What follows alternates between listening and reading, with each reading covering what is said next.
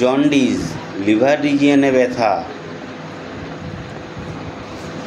Malaria, syphilis এবং cirrhosis রোগে আক্রান্ত হওয়ার পরে ফ্যাটি লিভারের সমস্যা এবং অ্যাসাইটিস অর্থাৎ পেটে জল জমে যাওয়ার সমস্যা, এরকম সমস্যায় নাইট্রিক অ্যাসিড খুবই ভালো কাজ করে।